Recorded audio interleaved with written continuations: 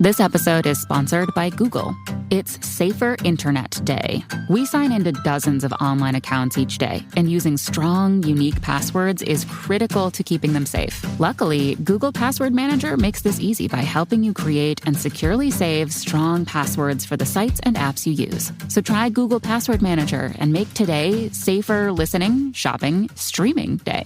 You get the idea. Get started at passwords.google.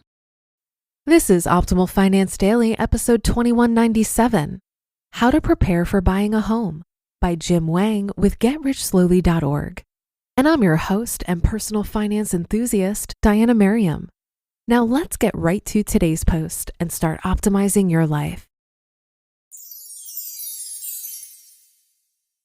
How to Prepare for Buying a Home by Jim Wang with GetRichSlowly.org.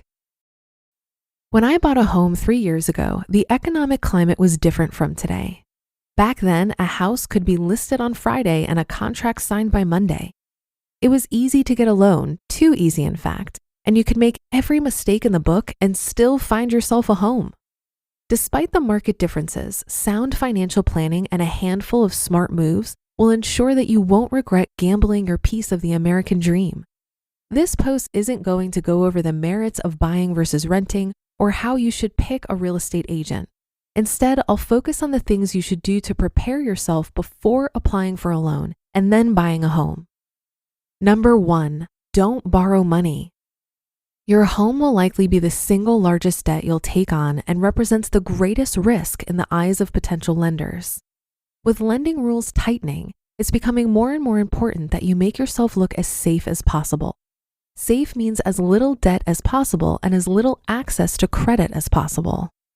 Don't apply for any new credit cards. They could be offering some hot credit card offers of a few $100 to make one purchase or a 0% balance transfer, but you must avoid it at all costs. That $100 will cost you thousands, if not tens of thousands over the life of your loan. Don't buy a car.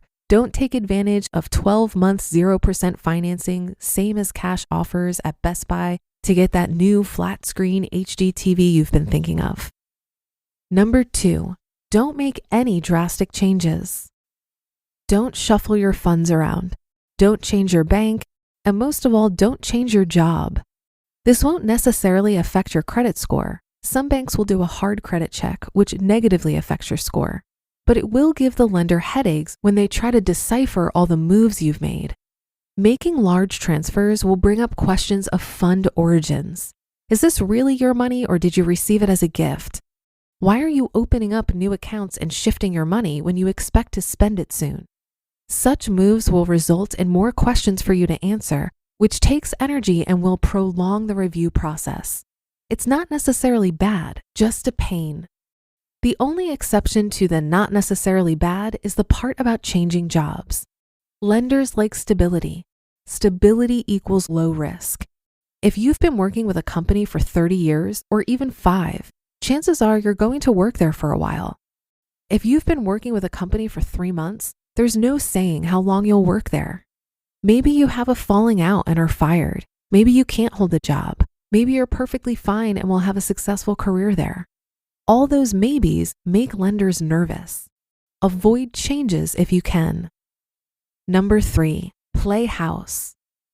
There are 2 crucial steps to playing house financially. First, you need to correctly estimate your monthly payment. Remember that your monthly payment will include the mortgage, taxes, and homeowner's insurance. You'll also probably want to add a buffer for maintenance and repairs, as you'll likely have both. In 3 years, my wife and I have spent at least $10,000 in repairs and improvements, like windows, roof, carpeting, etc. Another bit of information to research is how the recent federal housing rescue bill, or how local first-time home buyer assistance programs may apply to you. The federal housing rescue bill offers a 15-year, zero-interest, $7,500 loan in the form of a tax credit to new home buyers.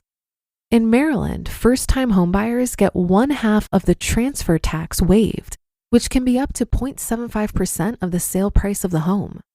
Both of those will play crucial roles in how you calculate your monthly payment. The second step is actually playing by budgeting for the mortgage. If you're currently renting, deduct rent from your monthly mortgage payment and transfer those funds to an account that offers high interest savings. A great place to put those funds is in a fund you designate for your down payment. As the months pass, you'll get a feel for how much you can comfortably afford rather than simply guessing. This also serves another purpose. It'll keep you within your house budget. The realtor will likely want to show you homes that are outside of your price range. It's always good to see what is a little above and a little below your range just to see what the difference in value is. By playing house, you have a more accurate feeling of how differences in the monthly payment will affect your lifestyle because you've lived it. Number 4, sell or donate your junk. 2 things will happen when you buy your house. You'll be short on cash and you'll have to move. By selling some of your junk now, you get a little extra cash, which will likely go towards all the little things involved with a home, and you have less stuff to move. Your wallet will thank you for the former, and your friends, whom you'll have bribed with pizza and beer to help you move, will thank you for the latter. Sell or donate anything and everything you honestly can't see yourself ever using in your new home. Good stuff to purge includes old furniture, books. Do you really need to keep your college textbooks? Old clothes, electronics and equipment, and decorations and wall coverings. This will require a bit of intestinal fortitude and an honest assessment of your belongings. It's difficult to sell or give away things with emotional value. That couch you've had since college or that poster you've hauled all the way from home, they have emotional value. If you can think of a great place in your new home for it, keep it. If you really can't, where will a ratty old couch go? Give it a new home. Donation is a great solution if you're on a time crunch because organizations like Goodwill or the Salvation Army will happily come and haul away your gently used items absolutely free, and you get a bigger tax deduction. I hope this list of ideas has been helpful. These were some of the tricks I used when my wife and I bought our first home 3 years ago. Since then, it's been a wonderful ride. Home ownership truly has been all it's cracked up to be. You might be buying a house, but it truly becomes your home. You just listened to the post titled, How to Prepare for Buying a Home by Jim Wang with GetRichSlowly.org. I think buying a home is such a very personal decision, just like choosing to go to college or have kids.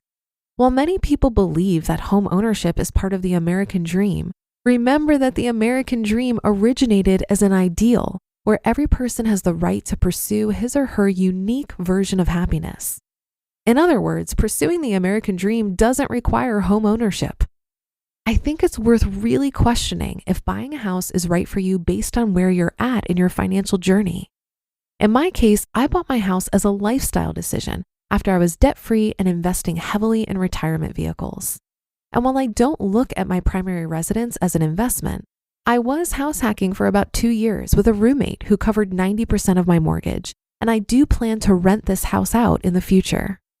Home ownership has high carrying costs, and if you need to access the money you have locked up in equity in your home, you either need to sell the house or take out a home equity loan, which creates more risk. I recognize the risk of home ownership, and so really only considered it after getting other financial goals out of the way, like getting out of consumer debt, fully funding retirement vehicles, and building up a solid emergency fund. If you're worried about your credit score or being able to part with a 20% down payment, maybe it's not the right time yet. That should do it for another edition of Optimal Finance Daily. I'll be back tomorrow as usual, so I'll see you there on the Wednesday show where your optimal life awaits.